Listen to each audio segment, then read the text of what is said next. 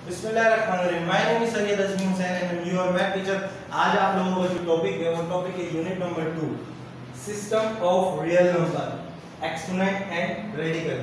System of real number को पढ़ने से पहले रियल नंबर का जान लेना जरूरी है। Real number, set of real number. Real number को आर से डिनोट किया जाता है। रियल नंबर को आर से डिनोट किया जाता है, जो कि बराबर होता है क्यू यूनियन क्यू बार के। अब ये क्यू क्या है, क्यू बार क्या है, इसको देखते हैं। अच्छा, रियल नंबर हम बेसिकली कहते हैं होल नंबर को। रियल नंबर हम बेसिकली कहते हैं होल नंबर को। तमाम नंबर को हम रियल नंबर कहते हैं। अब ये क्यू यूनियन क्यू बार क्या था? क्यू कहते हैं रेशनल नंबर को और क्यू बार कहते हैं इर्रेशनल नंबर को।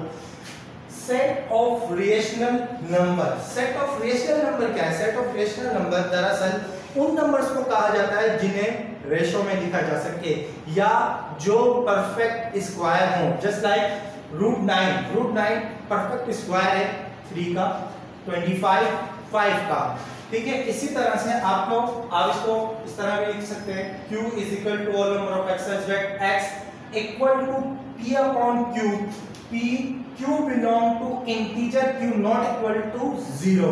ठीक है, ये सिंबॉलिक फॉर्म में लिखा जा सकता है इस तरह। और सेट ऑफ इर्रेशनल नंबर क्या? Set of irrational number basically उन नंबर्स को कहा जाता है जो कि डेसिमल नंबर होते हैं और जिनका डेसिमल जो है वो अनकाउंटेबल होता है। मिसाल के तौर पर पाई की वैल्यू जो है, पॉइंट में होती है और ये अनकाउंटेबल होती है। पाई की वैल्यू जो है पॉइंट में है और अनकाउंटेबल है। अगर रूट 2 को भी हम कैलकुलेट करें तो it's not a perfect square. Root 2 perfect square नहीं है। इसी तरह से रूट 3 होता है, ये भी परफेक्ट स्क्वायर नहीं होता। तो ऐसी वैल्यूज जो कि परफेक्ट स्क्वायर ना हो उन्हें आप इर्रेशनल नंबर भी कहते हैं। इसे q bar is equal to all number of x such that x not equal to p upon q। यहां पे equal to p upon q होता है और यहां पे नॉट इक्वल टू होता है p upon q। p comma q belong to integers q not equal to 0। तो ये हो गया आपका इर्रेशनल नंबर। तो बात समझ में आ गई होगी। रियल नंबर किसे कहा जाता है? रियल नंबर कहा जाता है तमाम नंबर्स को। रियल नंबर कहा जाता है तमाम नंबर्स को, मतलब सारे नंबर जो है वो रियल नंबर होते हैं। तो अब आपके पास है एक्सरसाइज नंबर 2.2 पेज नंबर 37, जिसमें क्वेश्चन नंबर 1 आपको पहला दिया गया है, right the base and exponent each of the following. आपने इसके अंदर बेस एंड एक्सपोनेंट आइडेंटिफाई करना है कि सवाल के अंदर कौन सी बेस होती है और कौन सा एक्सपोनेंट होता है। तो सवाल नंबर 1 आपको दिया गया है। जब आप इसको सॉल्व करेंगे बुक में भी, जब आप अपनी कॉपी में भी सॉल्व करेंगे, तो सॉल्व करने से पहले आप जितने भी क्वेश्चन दिए गए हो, 3 क्वेश्चन दिए गए हैं वैसे बुक में, तो आप इस तरह से एक टेबल बना लेंगे जिसमें पहले सीरियल नंबर और फिर बेस और एक्सपोनेंट लिख देंगे। ठीक है, तो पहले क्वेश्चन की बात करते हैं।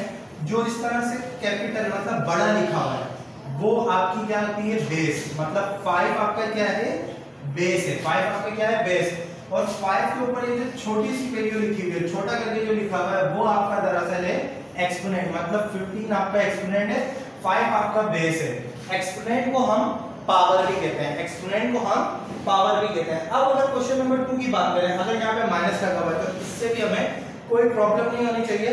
ठीक है, प्लस हो माइनस हो कुछ भी हो, ठीक है, आपने सिर्फ बेस और एक्सपोनेंट बता दिया। तो इस सवाल के अंदर बेस आपकी 196 है और एक्सपोनेंट आपका 10 है। तो बेस की बात करते हैं तो बेस आपकी -196 है, जबकि आपकी एक्सपोनेंट जो है वो 10 है। और ये सवाल आपका इस तरह से यहाँ पे हो गया कंप्लीट और ये होगा इसका आंसर। ठीक है, अब आपके पास जो क्वेश्चन दिया गया है वो है question number 2, indicate which of the following are positive real number and which are negative real number. तो आपने इन सवालों के अंदर सवाल को देख के ये बताना है कि कौन सा सवाल जो है पॉजिटिव रियल नंबर है और कौन सा सवाल नेगेटिव रियल नंबर है। पॉजिटिव रियल नंबर बताने के लिए और नेगेटिव रियल नंबर बताने के लिए आसान आइडेंटिफिकेट आप किस तरह से कर सकते हैं। आप सिंपल उसकी पावर देखें। अगर पावर इवन नंबर है, मतलब एक्सपोनेंट, जिसे एक्सपोनेंट भी कहते हैं, एक्सपोनेंट को पावर भी कहते हैं, तो पावर अगर आपके पास इवन नंबर है तो उसका आंसर हमेशा पॉजिटिव रियल नंबर आएगा, चाहे बेस के साथ माइनस का ही साइन क्यों ना लगा हो, वो real number, positive real number ही होगा। अब बात करते हैं पहले सवाल की। तो पहले सवाल में जो पावर दी गई है वो पावर है इवन, 2 इवन नंबर दिया गया है, तो ये आपका पॉजिटिव रियल नंबर है।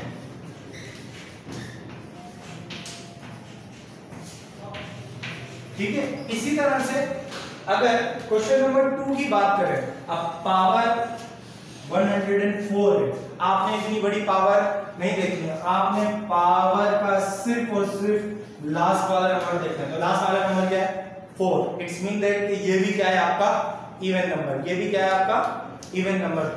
तो इसके साथ बेस में यहां पे माइनस लगा है, तो आपने इस माइनस को नहीं देखना, आपने सिंपल पावर देखनी है, पावर इसकी इवन है, तो ये भी आपका क्या हो जाएगा? पॉजिटिव रियल नंबर, ये आपके आंसर। अब इसी तरह से आप क्वेश्चन नंबर 3 की बात करते हैं, तो 3 में यहां पर क्या लगा हुआ है आपके पास? 8।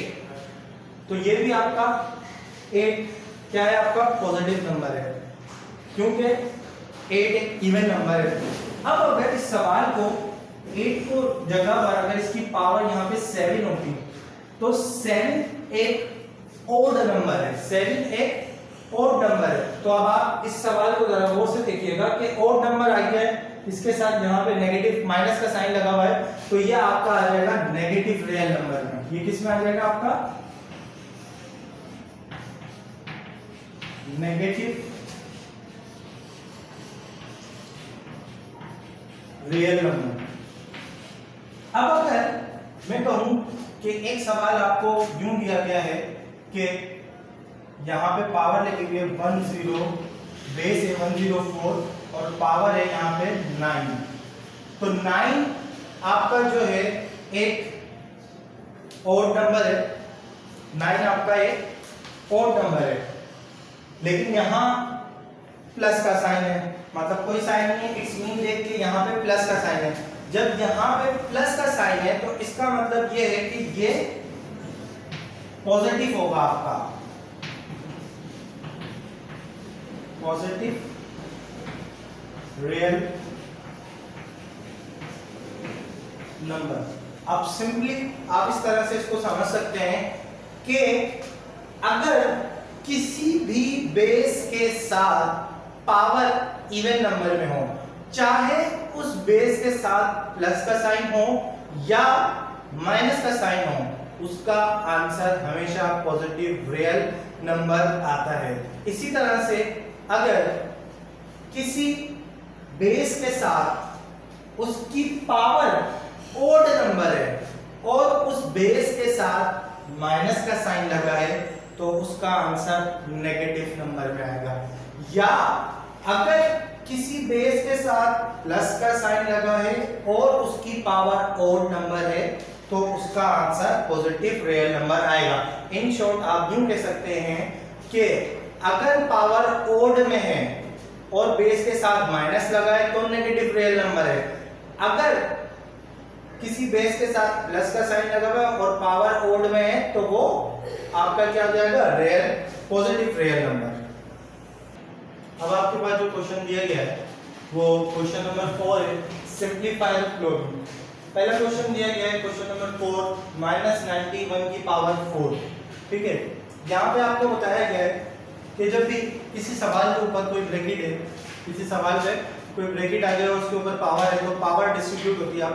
पावर डिस्ट्रीब्यूट होती है इक्वली तमाम नंबर्स पर, जितने भी नंबर्स ब्रैकेट के अंदर मौजूद हो। यहाँ पे ब्रैकेट के अंदर एक ही नंबर मौजूद है 91। जब आप इस सवाल को सॉल्व करेंगे तो ये 91 की पावर 4 हो जाएगी और यही आपका आंसर होगा।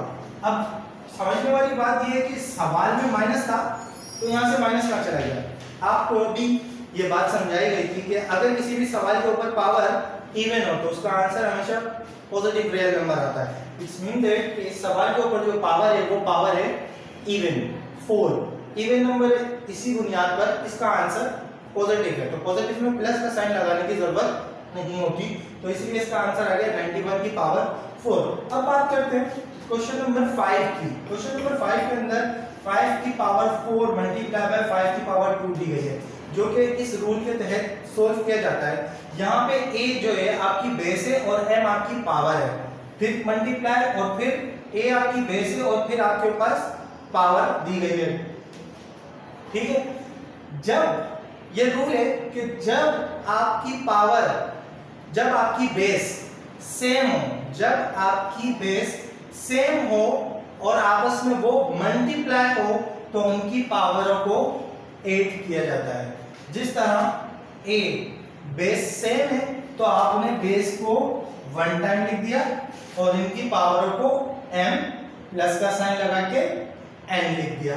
अब इसी तरह से इस सवाल को जब हम सॉल्व करेंगे, तो इस सवाल को सॉल्व करने के लिए आप क्या करेंगे, बेस को 1 टाइम लिखेंगे। बेस क्या है आपकी सवाल में 5, उसके बाद पावर इसकी 4 एंड प्लस का साइन और फिर यहाँ पे 2, और इसी तरह से आप इसका आंसर भी निकाल लेंगे। 5 4 5 6, 5 की पावर कितनी हो गई 6, और यही आपका आंसर होगा, ठीक है। अब बात करते हैं क्वेश्चन नंबर 6 की। कंटिन्यू 3 टाइम मल्टीप्लिकेशन हो रही है और तीनों में बेस आपकी सेम है, तो यहाँ पे भी आपने इस सवाल को सॉल्व करने के लिए सिंपल आपने यही काम करना है कि बेस को 1 टाइम लिखना है, पहली बेस की पावर 4 देन प्लस का साइन, दूसरी बेस की पावर 2 देन प्लस का साइन, तीसरी बेस के ऊपर कोई पावर नहीं है तो इट्स मीन दैट इसके ऊपर 1 है।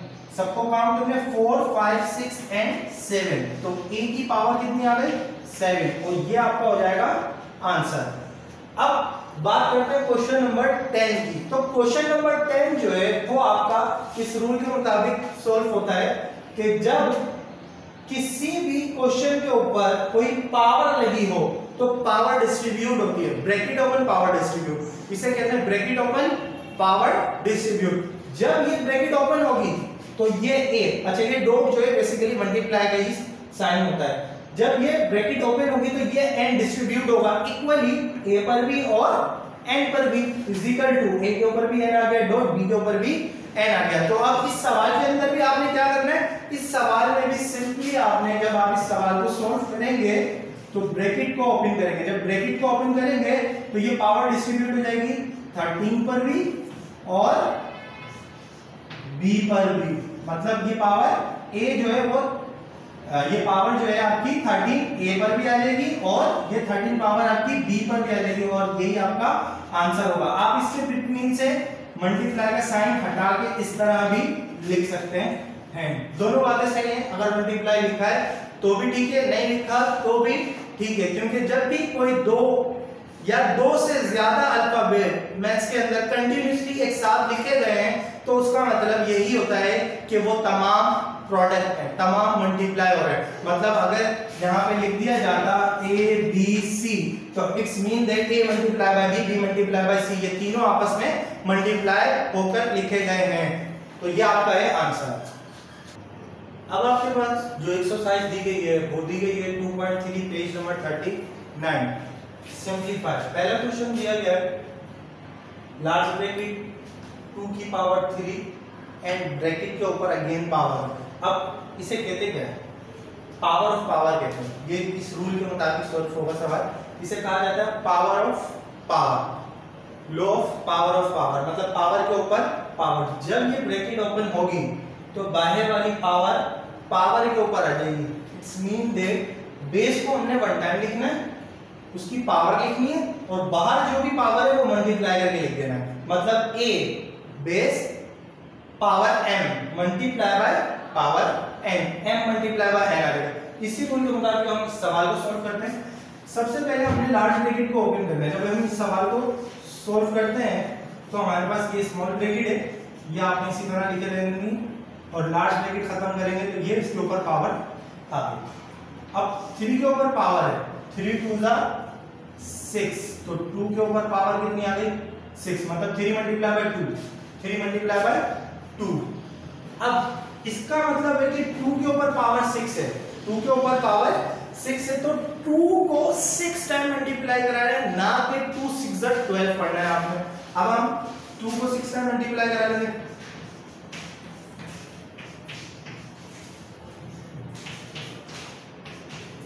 एंड 6 पढ़ने का तरीका 2 2 जा 4, 4 2 जा 8, 8 2 जा 16, 16 2 जा 32, एंड 32 2 जा 64, और ये आपका आंसर होगा 64। ये तरीकाकार है टेबल पढ़ने का। आप इस तरह नहीं कर सकते 2 6 12। यहां पे जो चीज दी गई है वो पावर ऑफ पावर है, मतलब पावर से पावर मल्टीप्लाई हो रही है, पावर से पावर मल्टीप्लाई हो रही है। ऑफ का मतलब ही मल्टीप्लाई, ऑफ का मतलब मल्टीप्लाई, मतलब पावर ऑफ पावर, पावर को पावर से मल्टीप्लाई करना है। तो यहाँ पे जब हमने लार्ज ब्रैकेट ओपन करा तो बाहर वाली पावर अंदर वाली पावर से मल्टीप्लाई हो गई, तो 3 मल्टीप्लाई बाय 2, तो 2 की पावर बनी 6।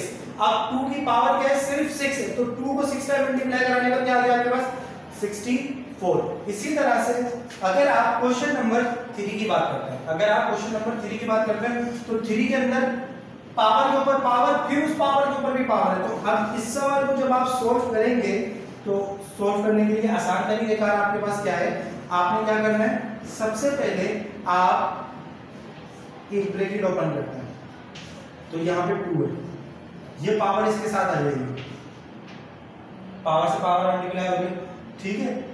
अब आप 2 2 जा 4 कर लो, ठीक है, फिर पावर ऑफ पावर है, तो अब आप फिर जब ब्रैकेट ओपन करेंगे, जब आप फिर ब्रैकेट ओपन करेंगे तो 3 के ऊपर अब ये ब्रैकेट हट जाएगा और 2 मल्टीप्लाई बाय 4, मतलब 4 2 जा 8। इट्स मीन दैट के 3 के ऊपर पावर कितनी आ गई 8। अब 3 को कितने टाइम कैलकुलेट करना है, 8 टाइम, जस्ट लाइक 8। आप 3 को 8 टाइम कैलकुलेट करेंगे, जो भी आपका आंसर आएगा, वो प्रोडक्ट आएगा, वो आपका आंसर होगा। ये इस तरह करना है।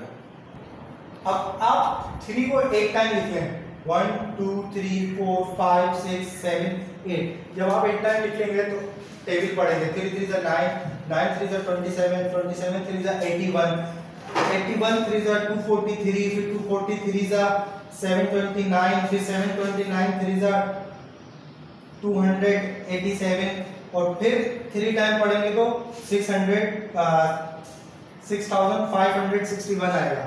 अब इतना बड़ा पढ़ने से बेहतर है आप जितना आप पढ़ सकते हैं, 3 3 9, 9 3 27, 27 3 81, यहाँ पे आ रहा है आपका 81, ठीक है, बाकी ये कैलकुलेट करते हैं, 3 3 9, 9 3 27, 27 3 81, मीन 81 को 81 से मल्टीप्लाई करा लें, 6561 अगेन आ जाएगा, तो ये आपका आंसर। इस तरह से बड़ी पावर आप आसानी से कैलकुलेट कर सकते हैं। आप इससे कर लें, पहले आधे कर लें, फिर आधे को मल्टीप्लाई कर लें, जो दोनों को मल्टीप्लाई कर लें, तो वो आपका आंसर होगा। तो अब आपके पास जो क्वेश्चन दिया गया है वो क्वेश्चन नंबर 5 दिया गया है, जो कि इस रूल के मुताबिक सॉल्व किया जाएगा। a की power n divided by a की पावर n। अभी आपको एक रूल पढ़ाया था मैंने कि अगर बेस सेम हो, अगर बेस सेम हो और आपस में मल्टीप्लाई हो तो उनकी पावर ऐड की जाती है। अब रूल है कि अगर बेस सेम है और आपस में डिवाइड हो तो उनकी पावर सबट्रैक्ट की जाती है। जस्ट लाइक इट, जैसे यहाँ पे a की पावर m है डिवाइडेड बाय a की पावर n है, बेस आपकी सेम है तो बेस आपने 1 टाइम लिख दी, बेस आपने 1 टाइम लिख दी, एंड m माइनस का n, दिस वन n। अब इसी रूल के मुताबिक इस सवाल को सॉल्व करते हैं। क्वेश्चन नंबर 5 जो कि आपको दिया गया है बुक का, आपने बेस को 1 टाइम लिखना है, 3 बेस आपकी थी, सेम भी आपने 1 टाइम लिख दी, पावर उसके ऊपर 7 है, 7 लिख दिया, माइनस का साइन लगाया, 2 लगा दिया, 7 में से 2 माइनस कर दें, कितना हो जाएगा आपके पास 5। तो अब 3 को आप 5 टाइम कैलकुलेट कर लें, बुक में यही आंसर होगा, लेकिन आप इसको 5 टाइम कैलकुलेट कर लें ताकि आपके टेबल पढ़ने का भी मामला सॉल्व हो जाए। 3 3 जा 9, 9 3 जा 27 और 27 3 जा 81। 81 3 जा। अब आप अगर टेबल ना पढ़ पाए तो आप इस तरह से भी कर सकते हैं, वरना सिंपल पढ़ ले 3 1 जा 3 और 3 8 जा 24। ठीक है, तो आपका आंसर आ गया 243। जैसा कि मैंने प्रीवियस क्वेश्चन में आपको बताया था कि जब पावर ज्यादा हो जाए, जितना आप टेबल पढ़ सकते हो उतना टेबल पढ़ ले, उसके बाद मजीद जो पावर्स दी गई हैं उनको आपस में मल्टीप्लाई करा के, दोनों को आपस में मल्टीप्लाई करा दे तो जो आने वाला आंसर होगा वो आपका आंसर होगा, और ये क्वेश्चन का आंसर है।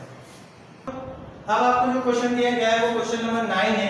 क्वेश्चन नंबर 9 में माइनस का 21 x की पावर 6 y की पावर 9 देन 3 x की पावर 2 एंड y की पावर 2 दी गई है।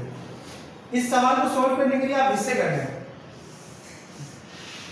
यहां रखें 3 और 21 दोनों आपस में डिवाइड हो गए, क्या 3 के टेबल में 21 आता है? बिल्कुल आता है। 3 7 जा 21, 3 का टेबल आपने इतना पढ़ना है कि 21 आ जाए तो 3 7 जा 21, तो वो 7 आपने यहां लिख दिया। अब आप ये देखें बेस 7 कंडीशन डिवाइड किए तो x को 1 टाइम लिख दिया, मतलब 6 माइनस का 2। इसी तरह से y और y बेस 7 कंडीशन भी डिवाइड किए तो y को 1 टाइम लिखा, 9 माइनस का 2। इसी तरह से ये आपका कुछ यूं बन जाएगा आंसर, 7 ऐसे आ जाएगा, 6 में से 2 निकाले आपके पास x की पावर बची 4 एंड y 9 में से 2 निकाले तो 7, तो ये आपका आंसर होगा। ठीक है, बात समझ में आई गई होगी। अब जो क्वेश्चन दिया गया है क्वेश्चन नंबर 11 है। क्वेश्चन नंबर 11 आपको दिया गया है -20 इंटू 2p माइनस 3q की पावर 12 इंटू 4 माइनस 3r की power 3 divided by -4 into 2p minus 3q की पावर 9 इंटू 4 माइनस 3r की पावर 1। अगर कुछ नहीं लिखा तो पावर क्या होती है 1, पहले ही बता दिया है। अब जब इस सवाल को सॉल्व करेंगे तो वही आपने नंबर वाला हिस्सा अलग कर लिया, ठीक है, -20 लिखा हुआ था और -4 इनके दरमियान डिवाइड हो रहा है, ठीक है। बाकी आपके पास 2p माइनस का 3q की पावर 12 दी गई है, फिर 4 माइनस 3r की पावर 3 दी गई है। इसी तरह नीचे भी आपके पास 2p की पावर -3q दी गई है और 9 देन 4 माइनस 3r की पावर 1 दी गई है, जो कि लिखते हैं, लिख भी देंगे तो कोई प्रॉब्लम नहीं है। माइनस से माइनस कैंसिल हो जाएगा, कैंसिल का मतलब है कि माइनस माइनस प्लस होता है। अब 4 के टेबल में 20 आता है तो 4 के टेबल में 20, 4 5 जा 20, यहाँ पे बचा आपके पास 5, ठीक है। अब जरा ये जो पूरा ब्रैकेट है, ब्रैकेट के अंदर कुछ भी लिखा हुआ है, बड़ी से बड़ी ब्रैकेट है, अगर उसके ऊपर पावर है तो वो पूरी ब्रैकेट क्या है आपकी बेस है, तो ये क्या है आपकी बेस है, ठीक है। और इसके ऊपर पावर 12 है। नीचे क्या है आपके पास सेम बेस है, 2p माइनस माइनस 3q, ऊपर पावर 12 पीछे पावर 9, 1 टाइम लिख लेंगे 2p माइनस का 3q bracket close power 12 minus का 9। सिमिलरली यहाँ पे भी आपके पास 4 माइनस माइनस 3r, दोनों ब्रैकेट सेम है, इट्स मीन दोनों बेस सेम है, तो इनकी पावर को भी क्या करेंगे सबट्रैक्ट करेंगे, तो आप 4 माइनस 3r 1 टाइम लिखेंगे और 3 माइनस का 1, क्योंकि अगर कुछ नहीं है तो 1 होता है। अब आपने 5 एज इट इज लिखा, 2p माइनस 3q की पावर बन गई आपके पास 12 में से बेटा 9 माइनस कर दो, कितना बचेगा 3 बचेगा।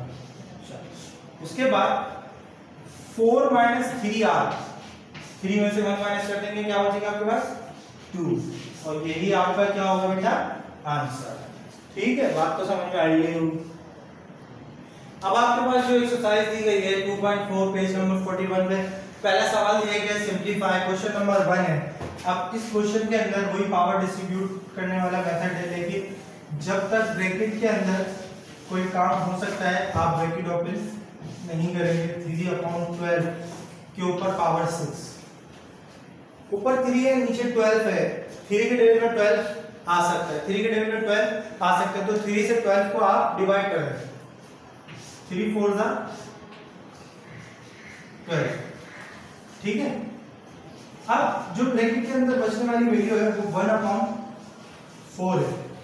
ब्रैकेट ओपन करेंगे तो पावर इक्वली डिस्ट्रीब्यूट कर देंगे, मतलब 1 के ऊपर पावर 6 और 4 के ऊपर भी पावर 6। अब आपको उसी तरह 1 को जैसे पहले बताया था कि 1 को 6 टाइम मल्टीप्लाई कराना है और 4 को 6 टाइम मल्टीप्लाई कराना है। जब 1 को आप 6 टाइम मल्टीप्लाई कराएंगे तो 1 ही आ जाएगा, 4 को 6 टाइम मल्टीप्लाई कराएंगे तो आपके पास आ जाएगा 4096, ठीक है। और ये आपका होगा आंसर, ठीक है। आप बार बार 1 को 6 टाइम मल्टीप्लाई कराना, 4 को 6 टाइम मल्टीप्लाई कराना ना करें, आप इसको रफली लिख सकते हैं और काउंट कर सकते हैं, और ये आपका होगा आंसर इस तरह।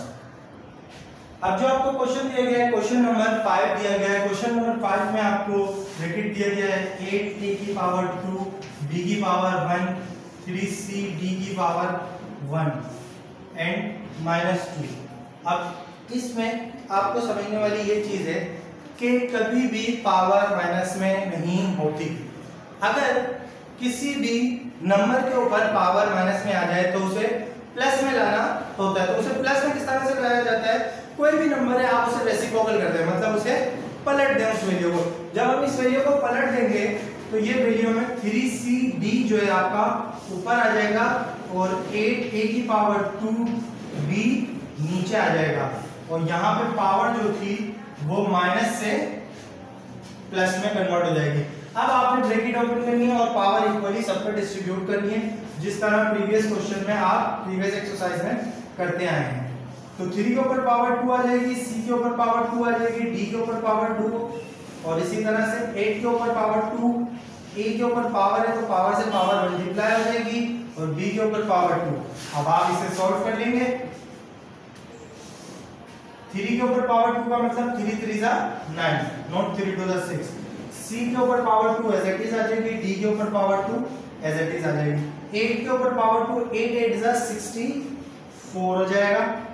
a के ऊपर पावर 2 मतलब a की पावर 4 हो जाएगी, और b की पावर 2 एज इट इज रहेगी, और यही आपका आंसर होगा। तो ये सवाल इस तरह से सॉल्व किया जा सकता है। अब जो आपको क्वेश्चन दिया गया है वो क्वेश्चन नंबर 10 दिया गया है, जिसमें -30 x की पावर 10 y की पावर 8 डिवाइडेड बाय -5 x की पावर 3 y की पावर 2 एंड होल ब्रैकेट में पावर है 2। सबसे पहले ब्रैकेट के अंदर जो जो काम हो रहा है आप वो करें। माइनस से माइनस कैंसिल हो जाएगा, 5 6 30 हो जाएगा, ठीक है। बचने वाली वैल्यू अब आप देखते हैं, यहाँ पे x और x कॉमन है और y और y बेस कॉमन है, तो आपने ये 6 लिखा, ब्रैकेट एज इट इज मौजूद है, x लिखा, इसकी पावर 10 है, नीचे से पावर माइनस में आ गई 3। उसके बाद y लिखा आपने, ऊपर पावर 8 है, नीचे से पावर आ गई 2, तो बाहर ब्रैकेट वाला 2 एज इट इज मौजूद है। अब 6 आपका एज इट इज लिखा गया है, 10 में से 3 जाएगा, कितना बचेगा 7, ठीक है। उसके बाद y 8 में से 2 जाएगा, कितना बचेगा 6, और बाहर वाली पावर 2 मौजूद है। अब इस स्टेज पे आकर आपने ब्रैकेट ओपन करना है और पावर को डिस्ट्रीब्यूट करना है, क्योंकि अब ब्रैकेट के अंदर कोई भी काम नहीं किया जा सकता, तो अब आपने ब्रैकेट को ओपन करना है। जब आप ब्रैकेट ओपन करेंगे तो पावर डिस्ट्रीब्यूट होगी, 6 के ऊपर 2, power of power 7 multiply by 2, 6 multiply bye 2। इसी तरह से 6 का स्क्वायर आ जाएगा 36, 7 2 जा 14, 6 2 जा 12, तो ये होगा आपका आंसर। अब जो आपके पास एक्सरसाइज है, एक्सरसाइज नंबर 2.5 है, पेज नंबर 42 है। सिंपलीफाई करना है आपने रूट 169 को। सिंपलीफाई का मतलब उसको मुख्तसर करना है आपने, छोटे से छोटा करना है इस सवाल को। अब रूट के अंदर आपके पास वैल्यू आ गई है 169। रूट बेसिकली क्या होता है, रूट जो है आपका रूट बराबर होता है 1/2 के, और ये स्क्वायर से कटता है, और ये स्क्वायर से कटता है। तो सबसे पहले आपने कोई दो ऐसे नंबर ढूंढने हैं जिनको आपस में मल्टीप्लाई कराएं तो 169 आ जाए, मतलब स्क्वायर। तो आप अगर स्क्वायर करना शुरू करें स्क्वायर वैल्यूज पढ़ना शुरू करें। 2 2 * 4, 3 3 * 9, 4 4 * 16, 5 5 * 25, 6 6 * 36, 7 7 * 49, 8 8 * 64, 9 9 * 81, 10 10 * 100, 11 11 * 121, 12 12 * 144, 13 13 * 169।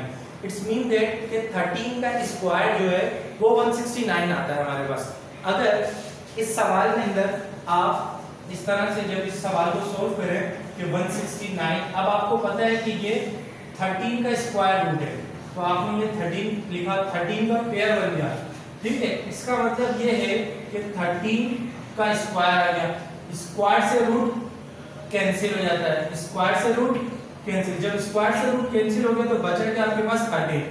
हम इस तरह भी कहते हैं कि जब किसी भी रूट के अंदर कोई पेयर फैक्टर आ जाए, मतलब 2 2 आ जाए, 3 3 आ जाए, 4 4 आ जाए, मतलब मींस के वो पेयर फैक्टर हो तो वो रूट के बाहर आ जाता है। मतलब अगर यहाँ पे ये पेयर बन गया तो ये रूट के बाहर आ गया। आप इसे इस तरह भी कर सकते हैं कि दोनों सेम वैल्यू है, आपने इसको स्क्वायर बनाया, स्क्वायर से रूट कैंसिल हो जाता है और वैल्यू आपकी क्या आ गई 13। अब सवाल ये पैदा होता है कि अगर कोई ऐसा सवाल आ जाए जिसका स्क्वायर रूट ना निकले, मतलब वो प्रॉपर उसका कोई स्क्वायर हमें ना मिले, जैसे कि आपके पास क्वेश्चन नंबर 2 है जिसके अंदर दिया गया है आपको 180 दिया गया। अब 180 के लिए मैं अगर स्क्वायर देखूं तो मेरे पास कोई भी ऐसा नंबर नहीं है, कोई भी ऐसा स्क्वायर नहीं है जिसके अंदर 180 आता हो, जिसके अंदर 180 आए। तो अब हम इस सवाल के लिए हम क्या करेंगे, इस सवाल के लिए हम एलसीएम ले लेंगे। इस सवाल के लिए जब आप 180 का एलसीएम लेंगे तो एलसीएम लेने के लिए रूल है कि आपने सबसे छोटा टेबल यूज करना है। छोटे से छोटा टेबल 2 है आपके पास, तो 2 के टेबल में देखें, 2 9 * 18, 0 ऐसे आ जाएगा आपके पास। अगेन 2 से करेंगे, जब तक 2 से एलसीएम आ रहा है आप जब तक 2 से ही एलसीएम लेंगे। तो 2 4 * 8 आ जाएगा, 1 इधर चला गया, 2 5 * 10 आ जाएगा। उसके बाद आपने अगेन 2 से अब आप नहीं ले सकते क्योंकि आगे 5 आ गया है, ये आपका ऑड नंबर है और प्राइम नंबर भी कह सकते हैं इसको, ठीक है। अब यहाँ पे आप 3 से एलसीएम में 3 1 * 3, 1 इधर चला गया तो 3 5 * 15, ठीक है।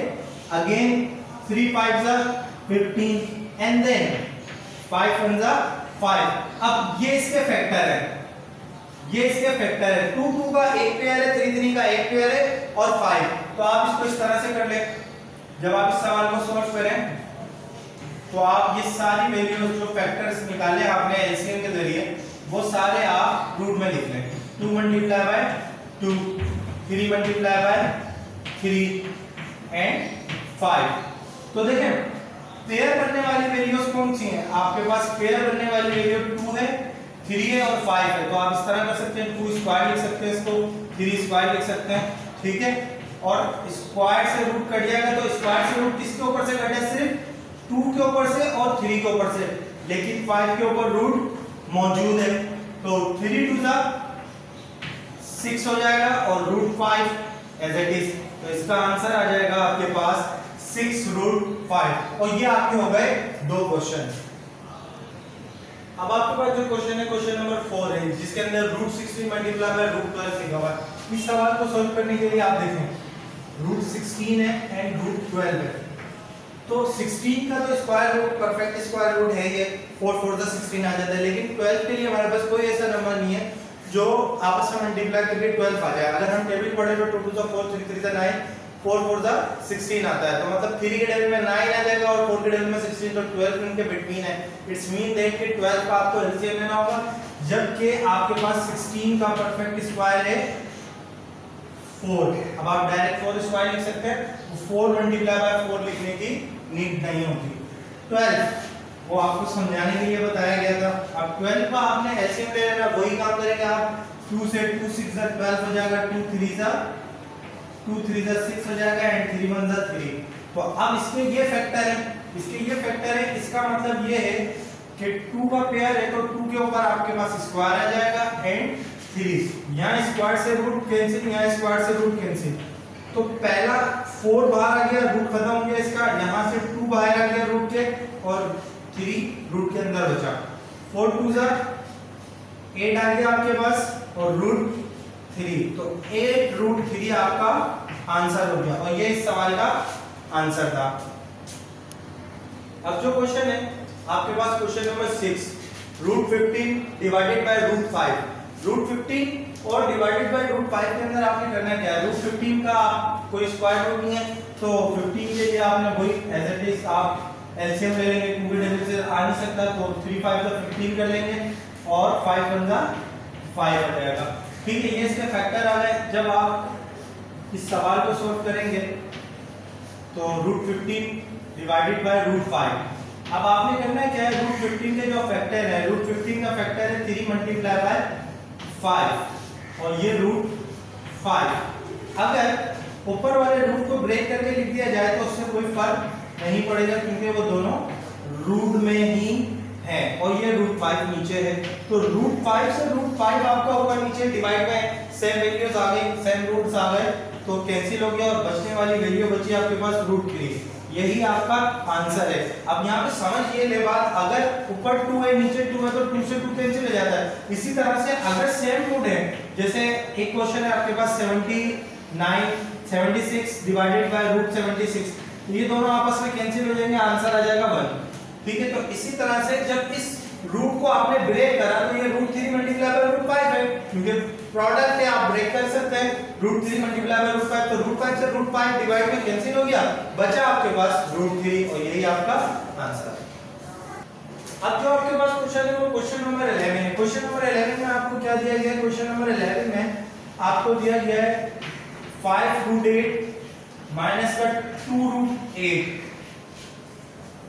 जब भी 2 या 2 से ज्यादा वैल्यू के बिटवीन प्लस या माइनस का साइन आ जाए किसी भी क्वेश्चन को सॉल्व करने के दरमियान, तो उसमें आप कॉमन देखते हैं, उसमें आप कॉमन वैल्यू देखते हैं। अगर कंटिन्यू मल्टीप्लाई है या कंटिन्यू डिवाइड है तो कॉमन आप नहीं देखते, लेकिन अगर प्लस या माइनस आ जाए कंटिन्यू तो फिर उसमें आपने लाजमन कॉमन देखना होता है। जिस तरह से इस सवाल के अंदर 2 वैल्यू है, एक ये वैल्यू एक ये वैल्यू, दोनों वैल्यू के बिटवीन माइनस का साइन है, तो यहाँ पे हम कॉमन देख सकते हैं। तो कॉमन आपके पास क्या आ रहा है, √8। जब √8 कॉमन है तो √8 आपने कॉमन निकाला ब्रैकेट में, इस पूरी ब्रैकेट के अंदर, इस पूरी वैल्यू के अंदर से √8 कॉमन निकल गया, तो बचने वाली जो वैल्यू है वो क्या है आपके पास 5।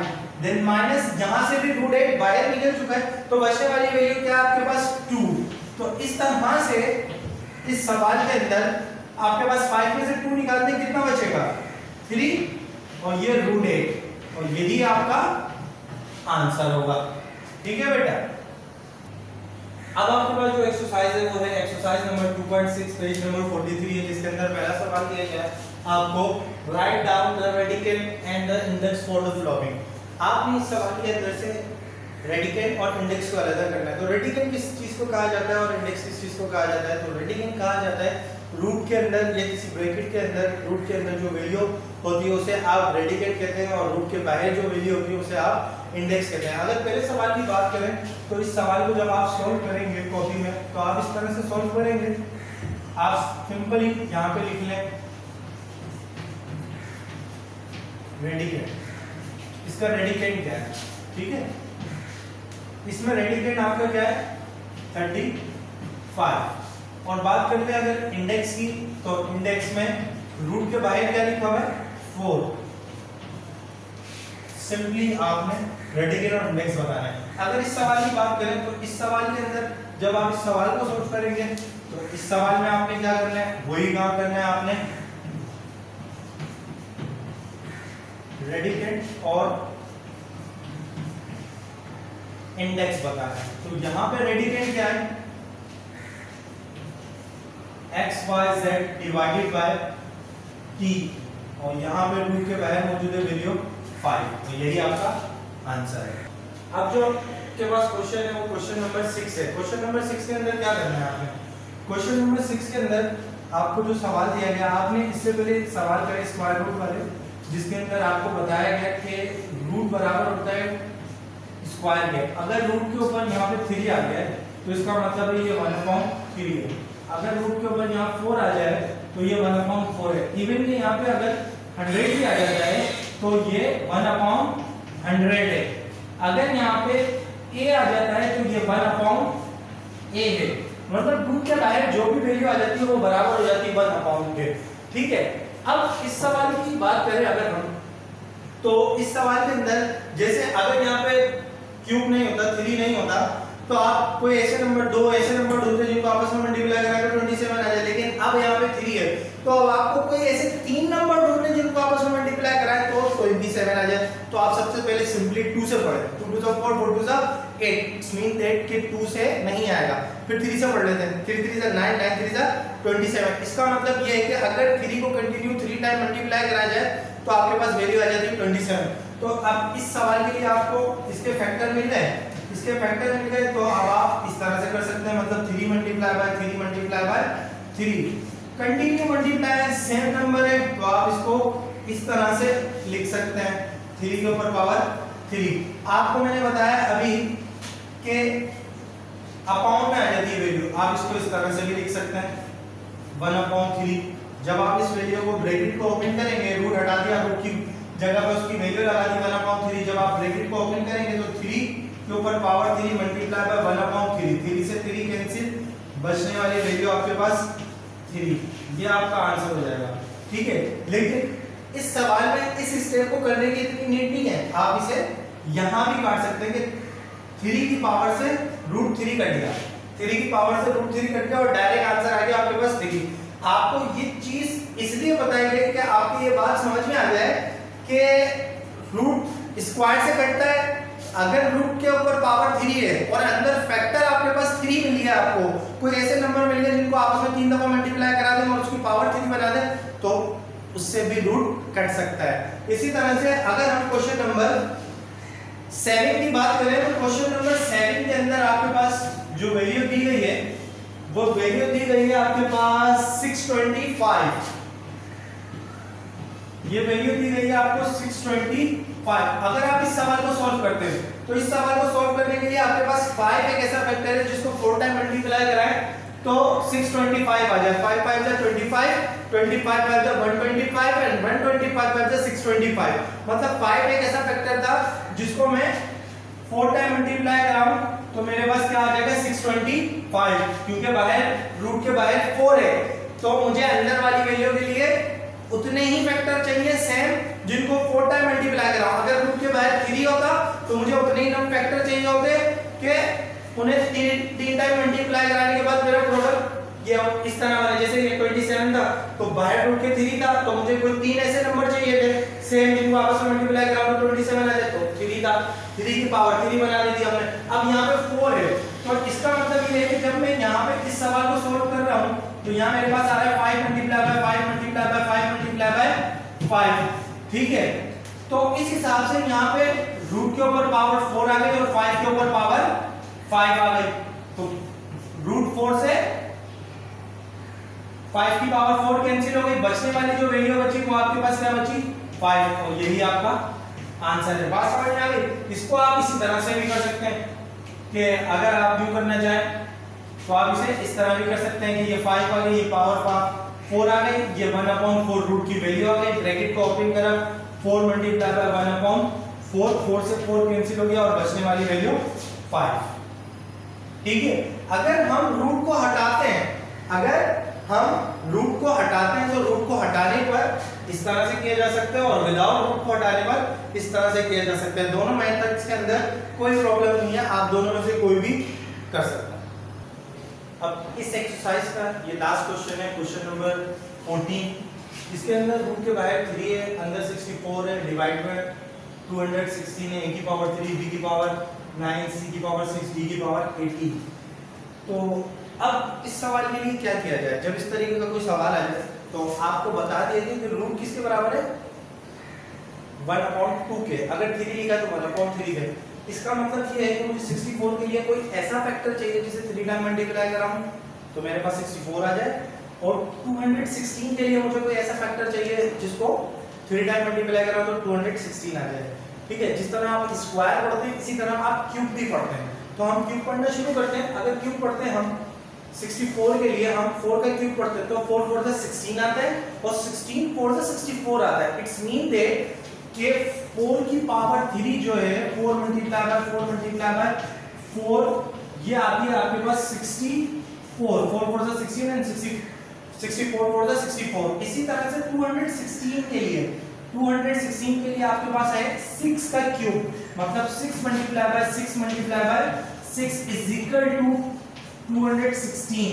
6 6 36 एंड 36 6 216।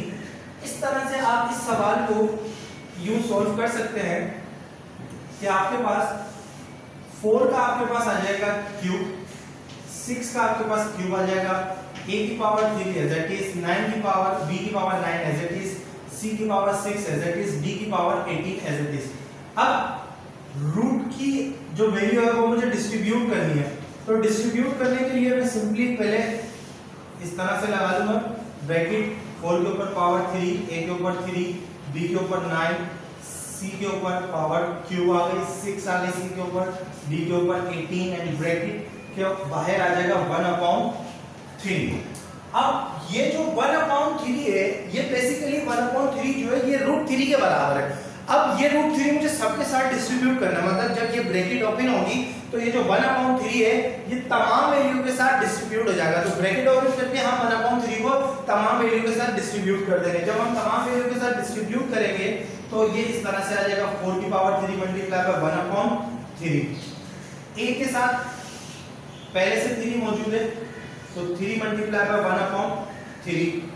b के साथ 9 मौजूद है मल्टीप्लाई बाय 1/3। 6 की बात करते हैं, 6 के साथ 3 मौजूद है 1/3। c के साथ 6 पावर मौजूद है 1/3। d के साथ 18 मौजूद है मल्टीप्लाई बाय 1/3। अब यहाँ 3 से 3 कैंसिल, यहाँ 3 से 3 कैंसिल, यहाँ 3 1 3 और 3 3 9, यहाँ 3 से 3 कैंसिल, यहाँ 3 1 3 और 3 2 6, यहाँ 3 1 3 और 3 6 18। ठीक है, अब जो बचने वाली वैल्यूज है आपके पास वो किस तरह से आ गई। अब सवाल जो बचा वो कुछ यूं बचा आपके पास, 4 a b की पावर 3, देन 6 c की पावर 2 जो कैंसिल होने के बाद 2 बची वो आ गई, फिर d जो कैंसिल होने के बाद 6 आया वो आ गया। अब इस सवाल में एक स्टेप और आ रहा है, क्योंकि ऊपर 4 है नीचे 6 है तो ये कैंसिल हो सकता है, 4 और 6 को हम कैंसिल कर देंगे, 2 2 4 और 2 3 6। तो अब जो सवाल बचा वो 2ab cube 3c square d की पावर 6 और यही आपका आंसर है। ठीक है, तो यहाँ पे 2.6 आपकी खत्म होती है। 14 क्वेश्चन को सॉल्व करने से आप क्वेश्चन नंबर 10 कर सकते हैं, 11 कर सकते हैं, 12 कर सकते हैं, 13 कर सकते हैं। तो ये सारे क्वेश्चन बेस करेंगे क्वेश्चन नंबर 14 को। ठीक है।